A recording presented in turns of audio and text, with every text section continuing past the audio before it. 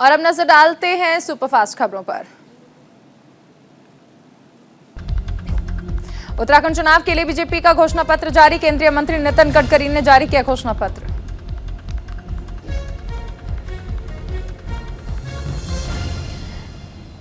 इस दौरान नितिन गडकरी ने कहा कि किसान सम्मान निधि के लिए 9,000 रुपए दिए जाएंगे। साथ ही महिला मुखिया को 2,000 रुपए प्रोत्साहन राशि भी दी जाएगी। नितिन गडकरी ने कहा कि गरीब महिलाओं के लिए 3 एलपीजी सिलेंडर दिए जाएंगे। उत्तराखंड में सचल अस्पताल शुरू किया जाएगा।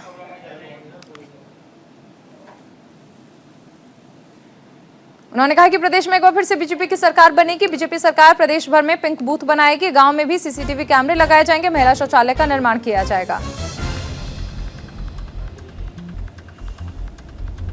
कांग्रेस का तीसरा घोषणा पत्र जारी। इस मौके पर सलमान खुर्शीद ने कहा, आने वाले समय में जनता को क्या लाभ दे सकते हैं, ये घोषणा पत्र में विस्तार से लिखा है। प्रियंका गांधी ने कहा, सभी सुझाव यूपी की जनता से लिए गए हैं। सत्ता में आने के बाद किसानों का कर्ज माफ किया जाएगा। बिजली बिल माफ होगा। 20 लाख सरकारी नौकरियां देंगे।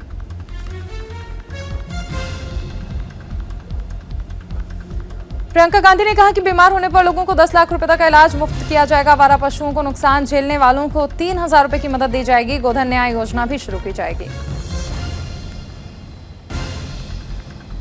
प्रियंका ने कहा कि सफाई कर्मियों को नियमित किया जाएगा। आउटसोर्सिंग बंद करेंगे। झुग्गी वाली जमीन आपके नाम की जाएगी। महिला पुलिस कर्मियों को उनके गृह जनपद में पोस्टिंग मिलेगी। पत्रकारों के खिलाफ दायर मुकदमों को खत्म किया जाएगा। घोषणा पत्र में कहा गया है कि ग्राम प्रधान का वेतन 6,000 महीने और चौकीदारों का वेतन 5,000 रुपए तक बढ़ाया जाएगा। शिक्षकों के खाली 2 लाख पदों को भरा जाएगा। लखनऊ में केंद्रीय मंत्री अनुराग ठाकुर ने की प्रेस कॉन्फ्रेंस। कहा, संकल्प पत्र में हर वर्ग का ध्यान रखा गया है। प्रदेश के विकास के लिए संकल्प पत्र बनाया गया। उन्होंने कहा कि सरकार ने नारी सुरक्षा स्वावलंबन पर काम किया है। बीजेपी सरकार फिर से महिला विकास पर काम करेगी। यूपी में अपराधियों को पनपने नहीं दिया जाएगा। अनुराग ठाकुर ने कहा कि बीजेपी सरकार बनी तो होली दिवाली पर 2 गैस सिलेंडर फ्री दिए जाएंगे। साथ ही बुजुर्ग महिलाओं के लिए सार्वजनिक परिवहन फ्री रहेगा। रक्षा मंत्री राजनाथ सिंह ने कहा कि फिल्म पुष्पा से सीएम धामी की तारीफ की। कहा कि धामी को कांग्रेस ने समझा फ्लार, लेकिन अपना पुष्कर फ्लार तो है ही, फायर भी। हमारा पुष्कर सिंह धामी ना झुकेगा और ना ही रुकेगा। मंगलौर में कांग्रेस नेता सचिन पायलट ने कांग्रेस प्रत्याशियों के लिए मांगे वोट। उन्होंने कहा कि डबल इंजन सरकार हर मोर्चे पर फेल रही है। उत्तराखंड की जनता बदलाव चाहती है। देहरादून में कांग्रेस प्रवक्ता रागिनी नायक ने केंद्र और धामी सरकार पर हमला बोला है। कहा, डबल इंजन नहीं बल्कि डबल फेलियर है मोदी और बीजेपी की सरकार। बीजेपी के किसी भी राज्य में सरकार ने युवाओं के लिए कोई विजन नहीं बनाया। हिजाब विवाद पर प्रियंका गांधी का ट्वीट। कहा कि महिलाओं को अपने हिसाब से कपड़े पहनने का हक है, जो कि उनको संविधान से मिला है। महिलाओं को प्रताड़ित करना बंद करो। गृह मंत्री अमित शाह 11 फरवरी को हल्द्वानी में चुनावी सभा को संबोधित करेंगे। बीजेपी ने गृह मंत्री की रैली को सफल बनाने के लिए तैयारियां शुरू कर दी हैं।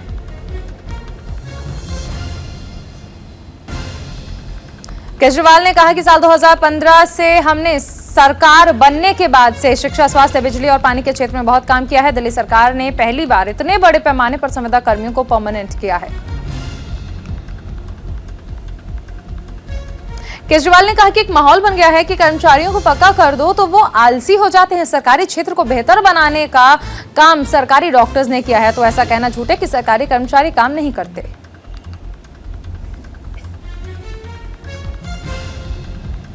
टीआरएस सांसदों ने सदन में अपने बयान के दौरान आंध्र प्रदेश तेलंगाना विभाजन पर प्रधानमंत्री नरेंद्र मोदी की टिप्पणी को लेकर संसद में गांधी प्रतिमा के सामने विरोध प्रदर्शन किया।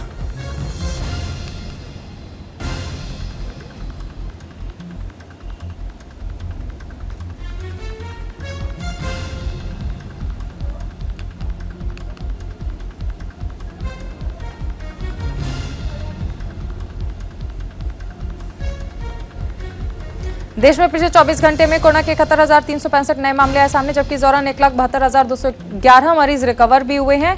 1,217 लोगों की कोरोना से मौत हुई। देश में अब एक्टिव मामलों की संख्या 8,92,828 हो चुकी है। अब तक इस महामारी से जान गंवाने वालों की संख्या बढ़कर 5,05,279 हुई।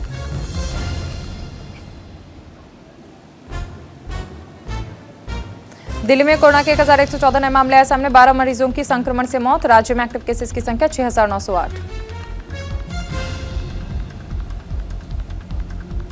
महाराष्ट्र में कोरोना के एक दिन में 6,107 नए मामले आए सामने। 57 लोगों ने तोड़ा दम।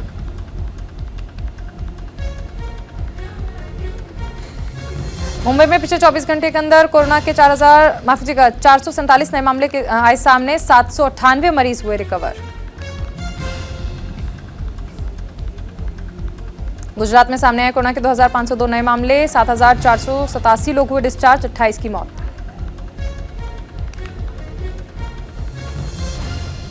हरियाणा में 10 फरवरी को फिर से खुलेंगे कक्षा 1 से 9 तक के स्कूल। ऑनलाइन कक्षाएं भी जारी रहेंगी।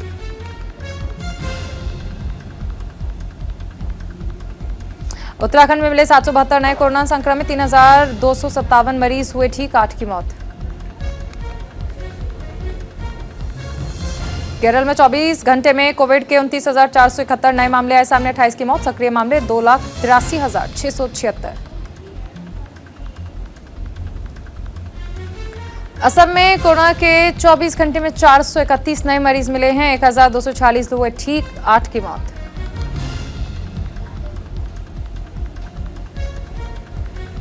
तमिलनाडु में पिछले 24 घंटे में सामने आए कोरोना के 4,519 नए मामले। 37 की मौत।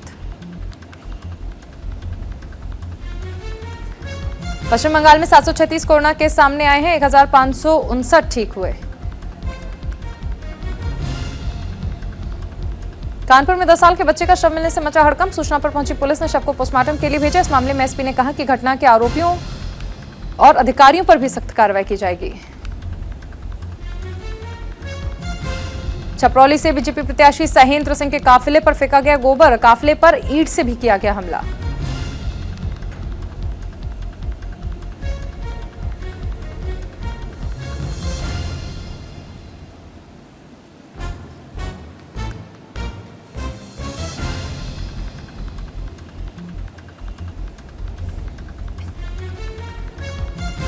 एक्टर विकी कौशल के हाथ लगी 100 करोड़ी कर्ण। डायरेक्टर ओम प्रकाश मेहरा की फिल्म में कर्ण का रोल निभाएंगे।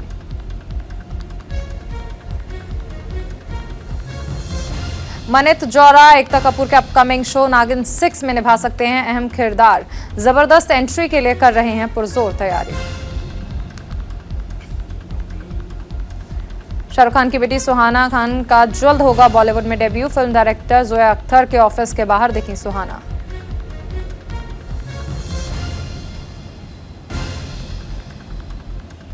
भोजपुरी एक्ट्रेस सुषमा अधिकारी ने ब्लैक ड्रेस में शेयर की बोल्ड तस्वीरें। अदाकारा के इस अवतार का फैंस जमकर कर रहे हैं तारीफ।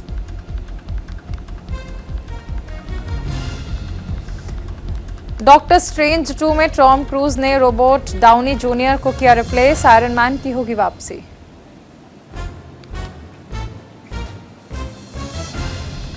कच्चा बादाम के हरियाणवी वर्जन ने मचाया धमाल। खूब हो रहा है वायरल।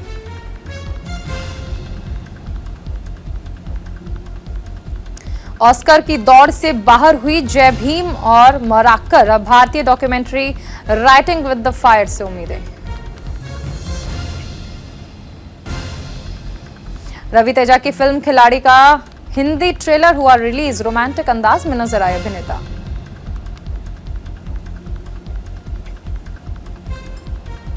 शूटर दादी पर चढ़ा कच्चा बादाम फीवर। वीडियो हो रहा है वायरल।